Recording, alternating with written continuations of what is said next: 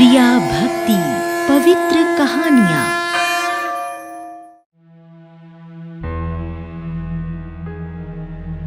गोलू 13 साल का एक अनाथ लड़का था।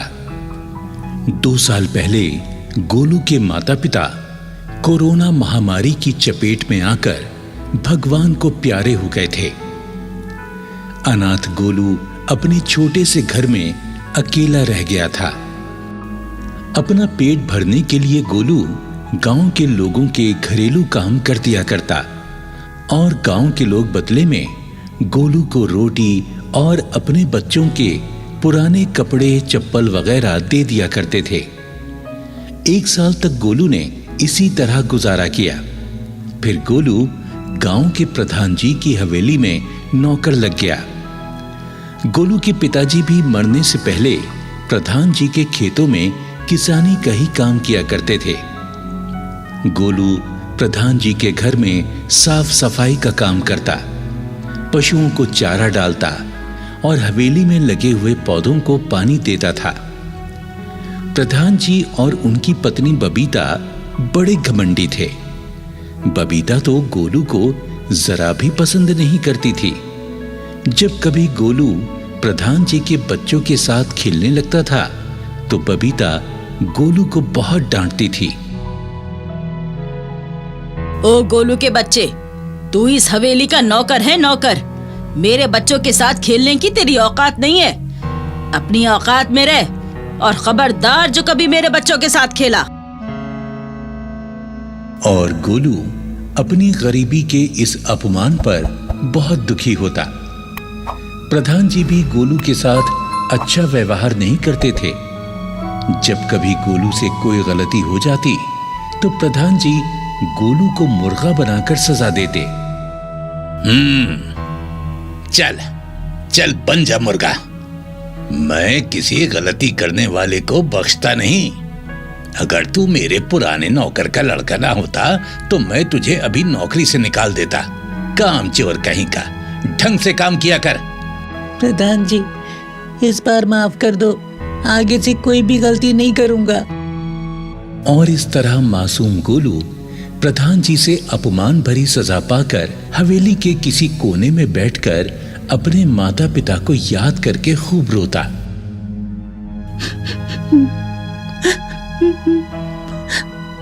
माँ, पिताजी, तुम लोग मुझे अकेला छोड़कर भगवान जी के पास क्यों चले गए?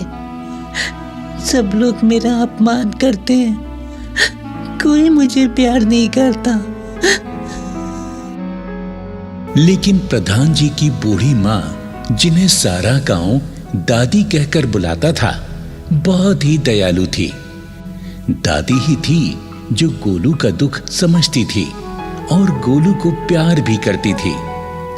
दादी जब गोलू को अकेले में रोता देखती तो वो उसे प्यार करके समझाती। रो मत मेरे बच्चे, भगवान एक ना एक दिन तुझे भी सुखी करेगा। ऊपर वाला अगर दुख देता है तो सुख भी जरूर देता है। दादी अपनी घमंडी और नक चढ़ी बहू बबीता से छुप छुपा कर अक्सर गोलू को खाने पीने की चीजें भी दिया करती थी। दशहरे का त्योहार आने में सिर्फ 4 दिन बचे थे। गोलू फर्श पर पोछा लगा रहा था कि तभी वहां पर प्रधान जी के दोनों बच्चे आकर बातें करने लगते हैं। तुझे पता है पिंकी, इस बार दशहरे मेले में बहुत ऊंचा रावण जलाया जाएगा। अरे वाह, फिर तो दशहरा देखने में बड़ा मजा आएगा।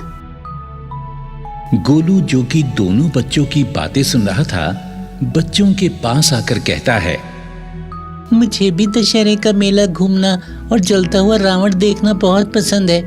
मैं अपने पिताजी के साथ दशहरा देखने जाया करता था। गोलू भैया, जब हम दशहरा देखने जाएंगे ना तो तुम भी हमारे साथ चलना। हाँ गोलू भैया, दशहरे के मेले में बहुत मजा आएगा। हम वहाँ चाट पकौड़े और मिठाई भी खाएंगे। ठीक है, फिर मुझे भी साथ ले चलना। और 4 दिनों के बाद दशहरा भी आ ही गया। प्रधान जी अपने दोनों बच्चों के साथ तैयार होकर दशहरा मेला देखने के लिए जाने लगे तो गोलू भी उनके साथ जाने लगता है। सारे लोग कार में बैठ जाते हैं। प्रधान जी गोलू को कार में बैठा देखकर बुरी तरह से भड़क जाते हैं। अरे ओ अनाथ, तेरी हिम्मत कैसे हुई गाड़ी में बैठने की? हैं? अरे 2 टके के नौकर, उतर नीचे। पिताजी पिताजी, इसे भी साथ ले चलो ना, ये बेचारा भी रावण को देख लेगा। अरे नहीं पिंकी बेटा, हम अमीर लोग हैं, हम अपने नौकरों को अपने साथ नहीं ले जा सकते। ऐसा करने से हमारी शान में धब्बा लग जाएगा। चल बे नौकर, नीचे उतर और अपना काम कर। गोलू दुखी मन से गाड़ी से नीचे उतर गया और गाड़ी फर्राटे भरती हुई चली जाती है। गोलू को अपनी दुर्दशा पर रोना आ जाता है। दादी एक कमरे की खिड़की से यह सारा नजारा देख रही थी। दादी रोते हुए गोलू के पास आकर उसे प्यार करती है और कुछ रुपए देकर कहती है, अरे गोलू बेटा, मन मैला मत कर। देख, तुझे दशहरा देखने जाना है ना, तो ये ले पैसे और तू टेम्पो में बैठकर दशहरा देखने चला जा। और सुन बेटा, इन पैसों से चाट पकौड़ी और जलेबी लेकर खा लेना। हाँ? गोलू दादी के गले लग जाता है और कहता है, दादी तू बहुत अच्छी हो, बिल्कुल मेरी माँ की तरह हो। अच्छा अच्छा, अब मुझ बुढ़िया की ज्यादा बड़ाई मत कर। जा, चला जा और जल्दी वापस लौट आना। हाँ? गोलू खुश होता हुआ दशहरा देखने चल पड़ता है। दूसरे गांव के एक बड़े से मैदान में दशहरा मेला लगा हुआ था। तरह तरह की दुकानें, झूले और खाने पीने की चीजों से मेला सजा हुआ था। मैदान के बीचों बीच रावण का बहुत ही ऊंचा पुतला खड़ा हुआ था। प्रधान जी और उनके दोनों बच्चे बड़ी हैरानी से पुतले को देख रहे थे। तभी वहां पर टहलता हुआ गोलू भी आ गया। गोलू प्रधान जी को खड़े देखकर लोगों के पीछे छुप गया ताकि प्रधान जी की नजर उस पर न पड़ जाए। गोलू दशहरा मेले की रौनक देखकर बहुत खुश हो रहा था। शाम होने लगी थी। तभी रामचंद्र जी की वेशभूषा में एक कलाकार वहां आया और अपने धनुष से जलता हुआ तीर रावण के पुतले पर मार दिया। रावण का पुतला तेज रोशनी के साथ जलने लगा। जलते हुए रावण के पुतले को देखकर सब लोग बड़े खुश होते हैं। पिंकी प्रधान जी से कहती है, पिताजी, क्या रावण सचमुच में इतना बड़ा था?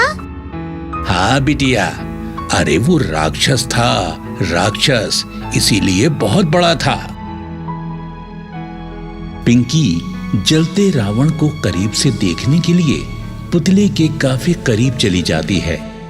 तभी अचानक रावण के पुतले के हाथ में पकड़ी हुई बड़ी सी जलती हुई तलवार पुतले से टूटकर नीचे आती है और वहां खड़ी हुई पिंकी पर गिर जाती है।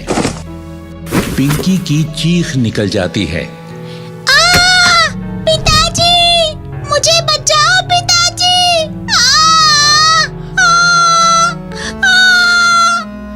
अरे अरे अरे अरे, मेरी बिटिया पर तलवार गिर पड़ी। अरे कोई मेरी बिटिया को बचाओ। पिंकी घबरा मत, मैं आ रहा हूं बिटिया। ये हादसा इतनी तेजी से हुआ था कि वहां मौजूद लोग कुछ समझ ही नहीं पाए और कोई भी पिंकी को बचाने के लिए आगे नहीं बढ़ा।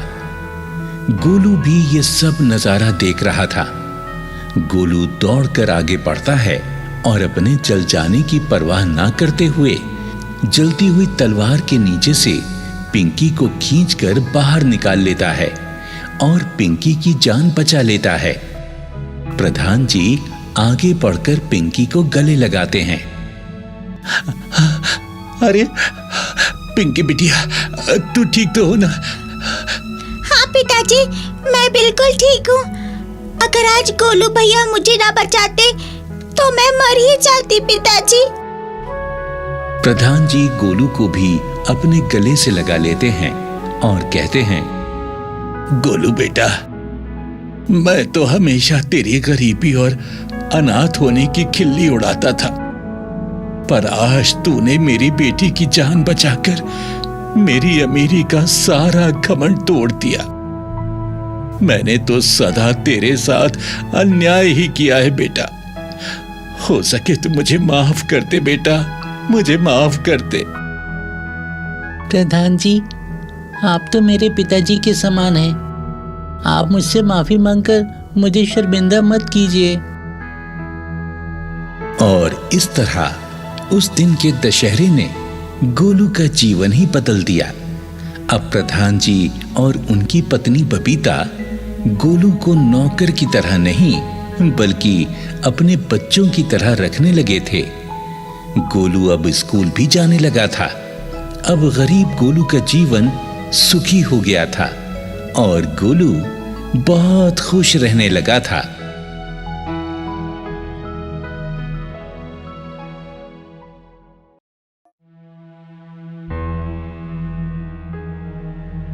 गोलू 13 साल का एक अनाथ लड़का था। 2 साल पहले गोलू के माता पिता कोरोना महामारी की चपेट में आकर भगवान को प्यारे हो गए थे।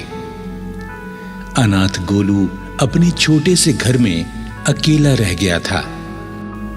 अपना पेट भरने के लिए गोलू गांव के लोगों के घरेलू काम कर दिया करता और गांव के लोग बदले में गोलू को रोटी और अपने बच्चों के पुराने कपड़े चप्पल वगैरह दे दिया करते थे। 1 साल तक गोलू ने इसी तरह गुजारा किया। फिर गोलू गांव के प्रधान जी की हवेली में नौकर लग गया। गोलू के पिताजी भी मरने से पहले प्रधान जी के खेतों में किसानी का ही काम किया करते थे। गोलू प्रधान जी के घर में साफ सफाई का काम करता, पशुओं को चारा डालता और हवेली में लगे हुए पौधों को पानी देता था। प्रधान जी और उनकी पत्नी बबीता बड़े घमंडी थे। बबीता तो गोलू को जरा भी पसंद नहीं करती थी। जब कभी गोलू प्रधान जी के बच्चों के साथ खेलने लगता था तो बबीता गोलू को बहुत डांटती थी। ओ गोलू के बच्चे, तू इस हवेली का नौकर है, नौकर। मेरे बच्चों के साथ खेलने की तेरी औकात नहीं है। अपनी औकात में रह और खबरदार जो कभी मेरे बच्चों के साथ खेला। और गोलू अपनी गरीबी के इस अपमान पर बहुत दुखी होता। प्रधान जी भी गोलू के साथ अच्छा व्यवहार नहीं करते थे। जब कभी गोलू से कोई गलती हो जाती तो प्रधान जी गोलू को मुर्गा बनाकर सजा देते। चल चल बन जा मुर्गा। मैं किसी गलती करने वाले को बख्शता नहीं। अगर तू मेरे पुराने नौकर का लड़का ना होता तो मैं तुझे अभी नौकरी से निकाल देता। काम चोर कहीं का, ढंग से काम किया कर। प्रधान जी, इस बार माफ कर दो, आगे से कोई भी गलती नहीं करूंगा। और इस तरह मासूम गोलू प्रधान जी से अपमान भरी सजा पाकर हवेली के किसी कोने में बैठकर अपने माता पिता को याद करके खूब रोता।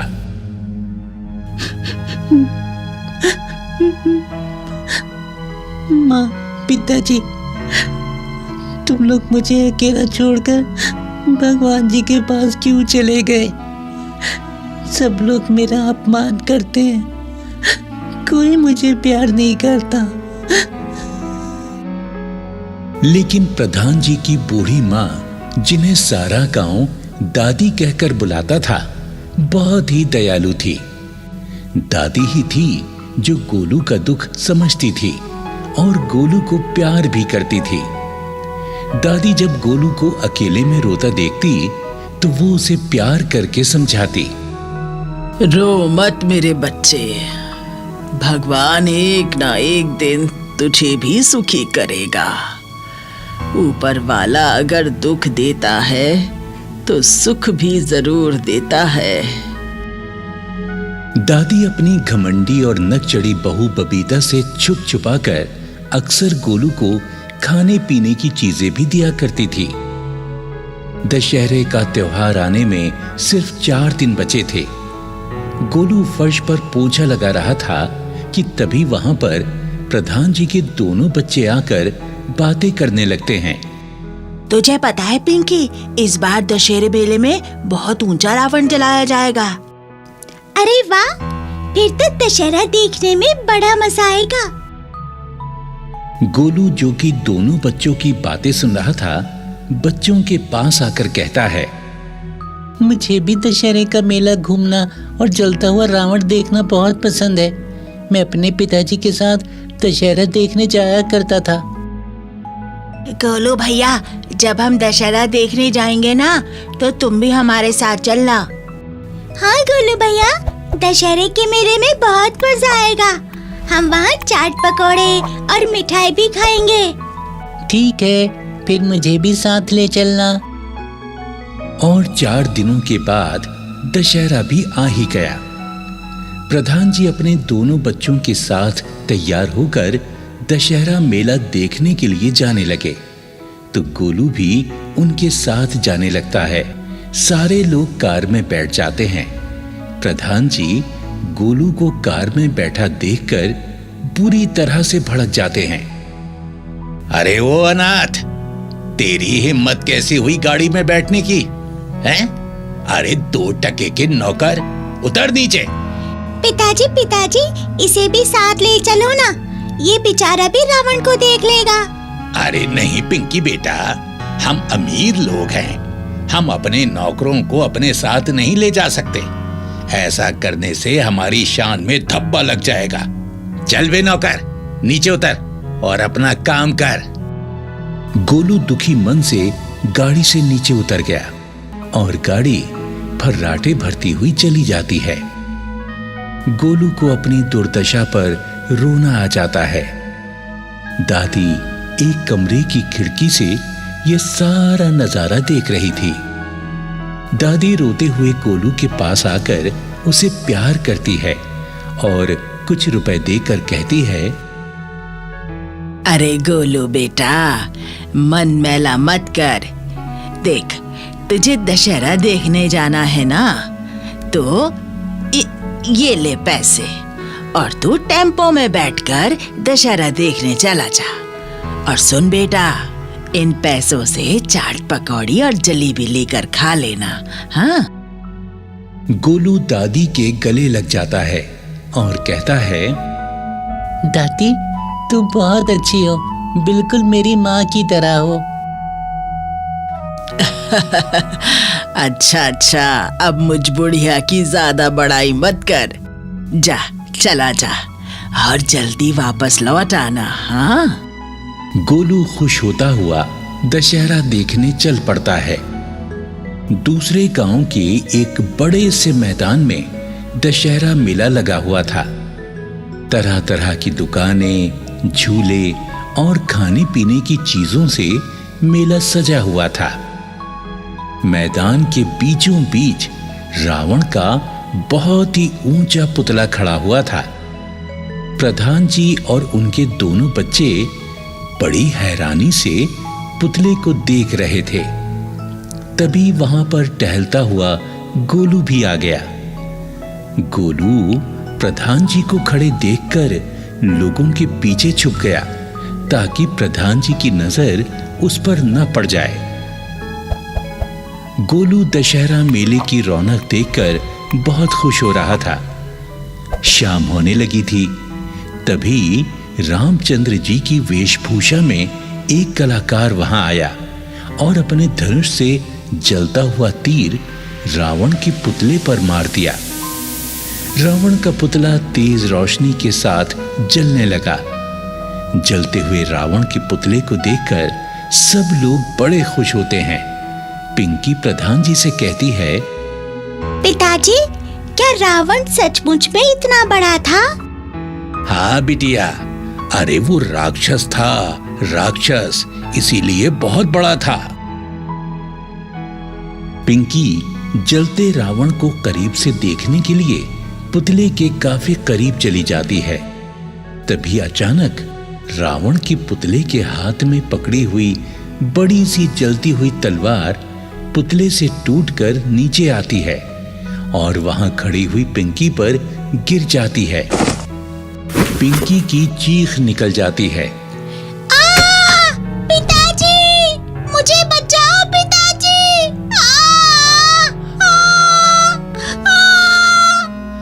अरे अरे अरे अरे, मेरी बिटिया पर तलवार गिर पड़ी। अरे कोई मेरी बिटिया को बचाओ। पिंकी घबरा मत, मैं आ रहा हूं बिटिया। ये हादसा इतनी तेजी से हुआ था कि वहां मौजूद लोग कुछ समझ ही नहीं पाए और कोई भी पिंकी को बचाने के लिए आगे नहीं बढ़ा। गोलू भी ये सब नजारा देख रहा था। गोलू दौड़कर आगे बढ़ता है और अपने जल जाने की परवाह ना करते हुए जलती हुई तलवार के नीचे से पिंकी को खींचकर बाहर निकाल लेता है और पिंकी की जान बचा लेता है। प्रधान जी आगे बढ़कर पिंकी को गले लगाते हैं। अरे पिंकी बिटिया, तू ठीक तो हो ना? हाँ पिताजी, मैं बिल्कुल ठीक हूँ। अगर आज गोलू भैया मुझे ना बचाते तो मैं मर ही जाती पिताजी। प्रधान जी गोलू को भी अपने गले से लगा लेते हैं और कहते हैं, गोलू बेटा, मैं तो हमेशा तेरी गरीबी और अनाथ होने की खिल्ली उड़ाता था, पर आज तूने मेरी बेटी की जान बचाकर मेरी अमीरी का सारा घमंड तोड़ दिया। मैंने तो सदा तेरे साथ अन्याय ही किया है बेटा। हो सके तो मुझे माफ कर दे बेटा, मुझे माफ कर दे। प्रधान जी, आप तो मेरे पिताजी के समान हैं। आप मुझसे माफी मांगकर मुझे शर्मिंदा मत कीजिए। और इस तरह उस दिन के दशहरे ने गोलू का जीवन ही बदल दिया। अब प्रधान जी और उनकी पत्नी बबीता गोलू को नौकर की तरह नहीं बल्कि अपने बच्चों की तरह रखने लगे थे। गोलू अब स्कूल भी जाने लगा था। अब गरीब गोलू का जीवन सुखी हो गया था और गोलू बहुत खुश रहने लगा था।